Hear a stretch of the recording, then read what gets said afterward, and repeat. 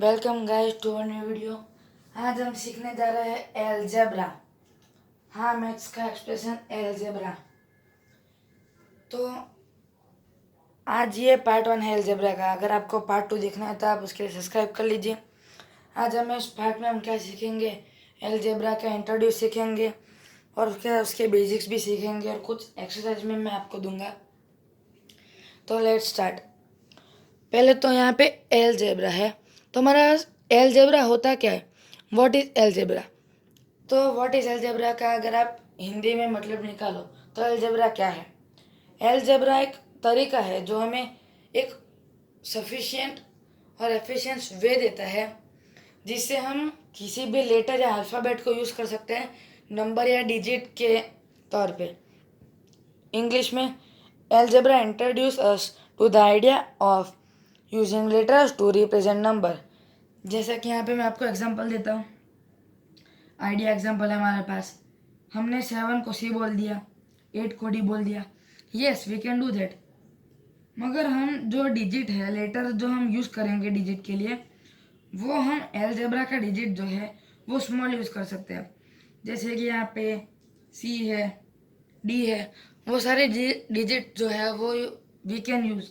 But यहाँ पे सी है तो ये वाला सी या फिर ये वाला डी हम यूज़ नहीं कर सकते। ये है एलजेब्रा का मतलब कि कोई भी अल्फ़ाबेट या लेटर को यूज़ करना डिजिट या नंबर की जगह पे। आफ्टर दैट हमारे पास यहाँ पे नोट्स है। लेटर्स जो यूज़ होते हैं to represent numbers are called letter numbers. Algebra में जो नंबर्स यूज़ होते हैं लेटर को प्रोवाइड करने के लिए उसको कहा जाता है लेटर नंबर्स।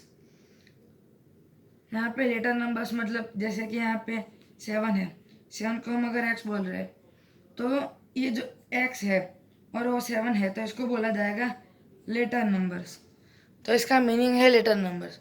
आफ्टर दैट ये है कि अगर जो पेरीमीटर ऑफ स्क्वायर है वो अगर यहाँ पे बी है, पेरीमीटर ऑफ जो स्क्वायर है विथ जो उसकी साइड है, साइड अगर उसकी बी होगी तो उसका एलजेब्रिक आंसर क्या आएगा, आएगा फॉर बी। अब यहाँ पे फॉर बी मतलब आपको नॉर्मल स्क्वायर के पेरीमीटर का फॉर्मूला तो पता ही होगा, 4 × S। तो यहाँ पे एस को बी बता दिया गया है और यहाँ पे फॉर बी इसी लिखेंगे क्योंकि फॉर बी ये जो लिखा है हमने 4 × B वो फॉर बी होता है। आफ्टर दैट हमारे पास है थर्ड नंबर पे, in algebra instead of writing 6 × Y, यहाँ पे 6 × Y we can use 6Y। मैंने आपको जस्ट इसमें बताया कि 6 × Y जो है वो 6Y के सेम है। 6 × Y और 6Y जो है वो एकदम सेम है। तो दोनों का मीनिंग एक ही होगा एलजेब्रा में। आफ्टर दैट हमारे पास है एलजेब्रास टेक्नो टेक्निक। ये हमारे स्पेशल चैनल के लिए हमने टेक्निक्स बनाए हैं, एलजेब्रा टेक्नो टेक्निक ATT। हमने इसका शॉर्ट फॉर्म दिया है ATT। तो अब आप देखिए कि ये है जो वो एक नंबर है, ये एक लेटर है, तो दोनों मिला तो 4 है बना, मतलब 4 × A। समझिए मैंने आपको इसके पहले बताया। तो यहाँ पे 4 × A, यहाँ पे इसका मीनिंग है एक्सप्रेस वे। अब वो एलजेब्रा हो गया। यहाँ पे ये एग्जांपल लिया है हमने एनी डिजिट का और ये जो है ए वो एनी लेटर में आ जाएगा। वो जो हमारा T1 हो गया, टेक्नो टेक्निक 1। आफ्टर हमारे पास T2 है, टेक्नो टेक्निक 2। वो कुछ इस तरीके से है, मैं आपको यहाँ पे क्लियरली लिख के समझाता हूँ। A × यहाँ पे 2 है plus B plus C = D। तो यहाँ पे इसका मतलब आप पहले समझो।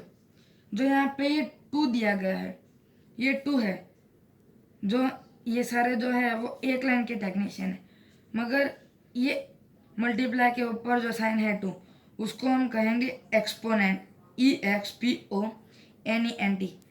ये 2 हो जाएगा हमारा एक्सपोनेंट। यहाँ पे भी आप देख सकते हैं ये 2 जो है एक्सपोनेंट है।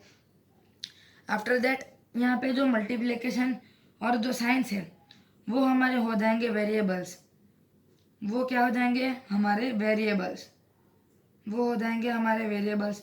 जैसे कि यहाँ पे x है तो यहाँ पे एक्स आ गया, ये हो गया हमारा वेरिएबल, ये एक्स है तो ये हो गया हमारा वेरिएबल। यहाँ पे जो भी हमने लेटर यूज़ किया, जैसे कि मैंने 2 के लिए यहाँ पे एक्स यूज़ किया, बी जो है वो हमारा 3 को नोट करेगा, दिस इज फॉर एग्जाम्पल। तो वो हो गया हमारा रफली वेरिएबल। आफ्टर दैट हमारे पास है मेन डिजिट्स, यहाँ पे ए और बी आप देख सकते हैं, उसको हम कहेंगे कोफिशिएंट, COEFFICIENT, उसको कहेंगे हम कोफिशिएंट। ए और बी जो है हमारे वो हो गए कोएफिशिएंट।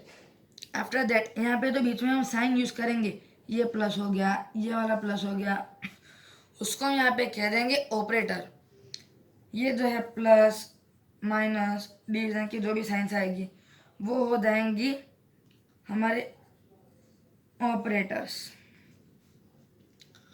आफ्टर दैट हमारे जो यहाँ पे ऑपरेटर के बाद में मेन वेरिएबल के बाद के ऑपरेटर में जस्ट आंसर से पहले और आंसर जो है, जैसे कि यहाँ पे आंसर से पहले जो भी डिजिट होगा और आंसर होगा वो जो हमारे हो जाएंगे कांस्टेंट, CONSTANT, वो जो हमारे हो जाएंगे कांस्टेंट। तो यहाँ पे ये जो है वो पूरा वे है अलजेब्रिक एक्सप्रेशन का। और यहाँ पे मैंने आपको एग्जांपल भी दिया है ये ऊपर वाले क्वेश्चन में से, कि ए और बी है वो कोएफिशिएंट हो गए, x2 जो है वो एक्सपोनेंट हो गया, प्लस जो है वो ऑपरेटर हो गया, सी और डी कांस्टेंट हो गए। ये वे है इसका। अब हम इसकी कुछ इससे रिलेटेड कुछ एक्सरसाइज सॉल्व करेंगे।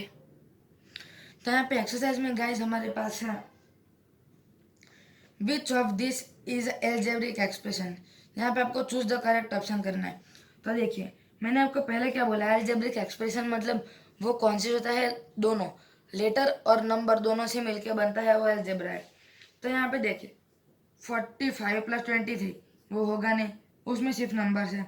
आफ्टर दैट m+5 ये हो सकता है। बाद में 32 डिवाइडेड बाय 4, उसमें कोई यहाँ पे अल्फ़ाबेट या लेटर आया नहीं तो वो भी नहीं होगा। फिर 87 - 90 तो उसमें भी नहीं आया। तो यहाँ पे हमारा हो जाएगा ये बी वाला m+5, यहाँ पे बी लिख देंगे। हमारा जो m+5 है वो हो गया है हमारा एल्जेब्रिक एक्सप्रेशन। जो 5 है वो हमारा एल्जेब्रिक एक्सप्रेशन है m+5। After that we have if the cost of ball is 120 rupees and pen is 32 rupees, ball is equal to x, pen is equal to b, what will be its expression। तो आप समझ लीजिए कि हमारे पास यहाँ पे ball है, बॉल को हमने x बोल दिया, पेन है, पेन को हमने b बोल दिया, इसकी वैल्यू कितनी बॉल की, ₹120, ओके। पेन की कितनी, ₹32। तो अब हमें ये देखना है कि कौन इसकी सच्ची वैल्यू ये एक्सप्रेशन बता रहा है। और ये जो हम लेटर नंबर्स लिखेंगे वेरिएबल्स, तो वो एक अज्यूम कीजिए आप कि एक खाली गिफ्ट का डब्बा है जिसके अंदर आप जितनी वैल्यू चाहो इतनी वैल्यू फिट कर सकते हो। अब देखिए पहला हमारे पास है 120 बॉल था तो बॉल का एक्स आ गया, 120x + 32 भी, 32 पेन का भी था वो आ सकेगा। आफ्टर दैट हमारे पास है ये 120b + 32x, ये तो उल्टा हो गया क्योंकि b तो पेन के लिए था और पेन की वैल्यू 32 थी, तो ये हमारा आएगा नहीं, इसको क्रॉस कर देंगे हम। After that we have 120p + 32x, तो यहाँ पे p जो है हमारे इधर कोई वेरिएबल में नहीं था तो ये भी नहीं आएगा। After that we have 120d + 32b, तो यहाँ पे d भी हमारा कोई वेरिएबल नहीं था तो वो भी नहीं आएगा। तो हमारा सही आंसर क्या है, ए। हमारा आंसर आएगा 120x + 32b, ये जो है वो हमारा करेक्ट आंसर है। आफ्टर दैट हमारा क्वेश्चन है which of the following is nth term in sequence. यहाँ पे जो सीक्वेंस है 9, 18, 27, 36, उसमें nth टर्म क्या है। इफ n जो है वो इंटू 7 है, n इंटू 7 है, तो उसका nth टर्म क्या होगा वो सीखने के लिए पहले हमें समझना पड़ेगा इसकी किसकी टेबल है।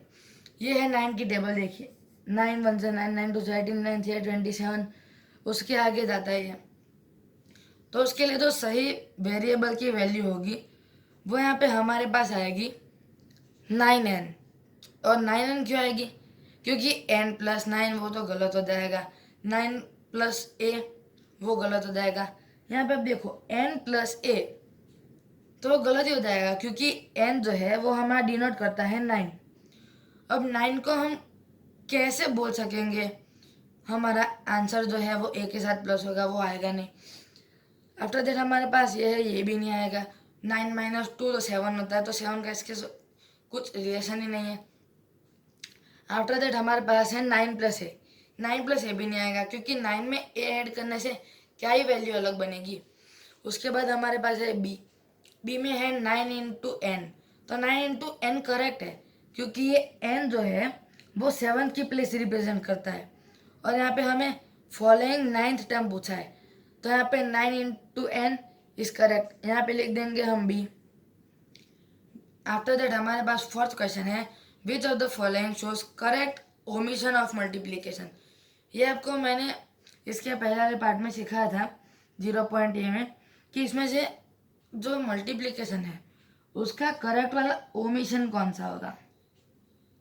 इसका करेक्ट वाला ओमिशन जो है वो पहले तो बेस्ड होगा इसके स्ट्रक्चरिंग पर, और इसका स्ट्रक्चरिंग है वो यहाँ पे आप देख सकते हो कि 8 × x = 8 - x, तो ये तो आएगा नहीं। After that we have 8 × x = x × 8, ये भी नहीं आएगा, क्योंकि उसके मीनिंग ही पूरा डिफरेंट बन रहा है। हमारे पास b जो है वो कुछ ऐसा है, 8x = 8 × x। ये हम एज्यूम करते हैं कि ये करेक्ट है, मगर उसके बाद का भी देखना पड़ेगा।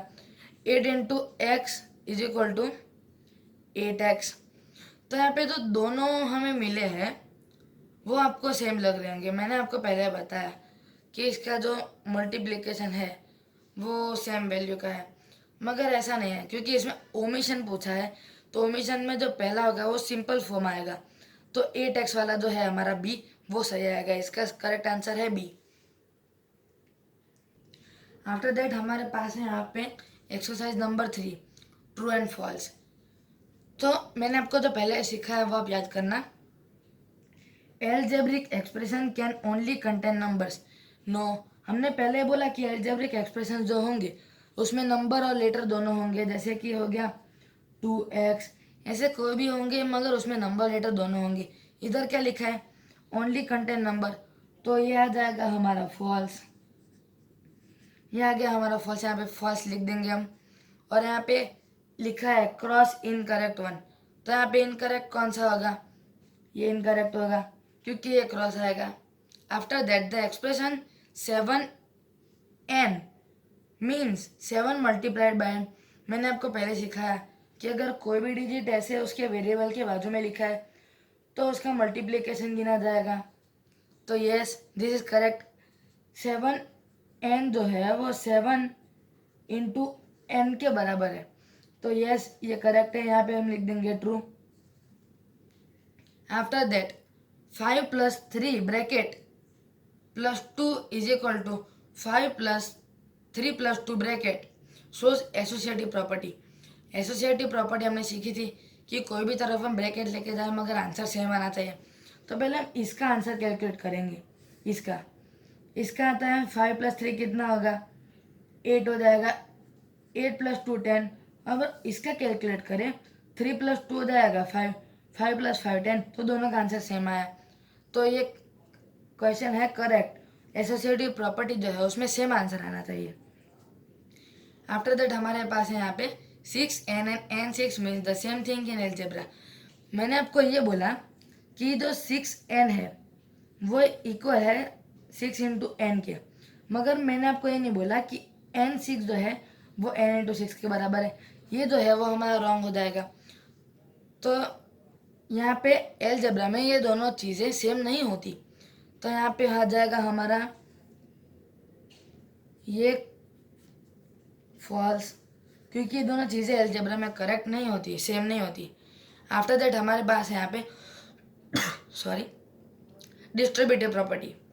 तो डिस्ट्रीब्यूटिव प्रॉपर्टी जो है वो स्टेट क्या करेगी, वो स्टेट करती है डिस्ट्रीब्यूटिव प्रॉपर्टी। आप आगे भी पढ़े होंगे तो ऐसा तो आपने पढ़ा ही होगा कि 2 plus 2 is equal to 2 plus 2, यहाँ पे जो है 2 प्लस 2 यहाँ पे 2 जो है वो उसके मल्टीप्लिकेशन में है। तो यहाँ पे जब अलजेब्रा में हम काउंट करेंगे तो ए बी प्लस सी जो आएगा तब आएगा ए बी प्लस ए सी। तो yes, this is correct. After that हमारे पास यहाँ पे डू एज डायरेक्टेड। यहाँ पे हमारे पास है S plus S plus S plus S plus S. तो हमें यहाँ पे देखना है, काउंट करना है कि कितने एस यहाँ पे दिए गए हैं। 1 2 3 4 5, यहाँ पे 5 एस दिए। तो हमें सिंपली करना कुछ नहीं है, यहाँ पे 5 एस ऐसे लिख देना है, क्योंकि इसका मतलब होता है 5 इंटू एस, मतलब 5 एस है। यहाँ पे हमें सिंपली ऐसे लिख देना है। आफ्टर दैट हमारे पास है यहाँ पे question number 2, make it constant B. मतलब यहाँ पे जो इसके पहला वाला क्वेश्चन हमने देखा उसमें हमने कांस्टेंट दिया हुआ था, उससे हमने अपना वेरिएबल टाइप बनाया। अब इसमें हमें वेरिएबल दिया है, हमें अपना कांस्टेंट टाइप बनाना है। तो इसका क्या होगा, पहले तो हम यहाँ पे सिंपली 6b लिख देंगे, क्योंकि यहाँ पे 6b का मतलब होता है 6 इंटू बी। तो यहाँ पे हमें 6 बार b लिख देना है, 1 2 3 4 5 6। अब इनमें से हमें एडिशन की साइन लगा देनी है। तो यहाँ पे हो गया हमारा कांस्टेंट 6b। आफ्टर दैट हमारे पास है कि if 14 is x in calendar then what will be 11 and 17 mean in algebra. तो हमें 11 और 17 का निकालना है एलजेब्रा में। जैसे कि सोचिए 14 को हमने बोल दिया x, अब हम निकालेंगे तो 14 माइनस 3 करो यहाँ पे, क्योंकि 11 जो है वो -3 पे आता है। तो अब यहाँ पे हम सिंपल ऐसा भी लिख सकते हैं कि x माइनस 3। तो 14 का जो आएगा वो आएगा 11 के लिए डू डायरेक्टेड में x इंटू 3, और 17 के लिए आएगा तो 14 से 17 जाने पे हमें 3 ऐड करना पड़ेगा। तो हम यहाँ पे x प्लस 3 लिख सकते हैं 17 के लिए। आफ्टर दैट हमारे पास यहाँ पे fourth question, L plus B plus H plus L plus B plus H plus L plus B plus H. यहाँ पे काउंट करेंगे कि ईच जो अल्फ़ाबेट है वो हमारे पास कितनी बार है। तो यहाँ पे L1 हो गया, L2 L3, B1 B2 B3, H1 H2 H3। तो यहाँ पे हम क्या करेंगे, 12 प्लस 2B प्लस 2H। यहाँ पे 2 हमारी हो गई लेंथ, 2 लेंथ 2B 2H। ऐसे हम कांस्टेंट में राइट करेंगे। अगर यहाँ पे हमारे पास ये 3 फॉर्म नहीं है, ऐसे नॉर्मली हम राइट कर सकेंगे। मगर अगर यहाँ पे हमारे पास ये 3 एक्स्ट्रा फॉर्म्स है, ये वाले 3 एक्स्ट्रा फॉर्म दिए, तो इसका करेक्ट आंसर होगा 3L plus 3B plus 3H। 3 length है, 3 ब्रेड्थ है और 3 हाइट है। तो यहाँ पे हमारे आज बेसिक क्लास ख़त्म होती है। अगला जो क्लास आएगा उसमें हम सीखेंगे इसके बड़े बड़े एक्सप्रेशंस। अगली जो क्लास है उसके टॉपिक्स रहेंगे हमारे यहाँ पे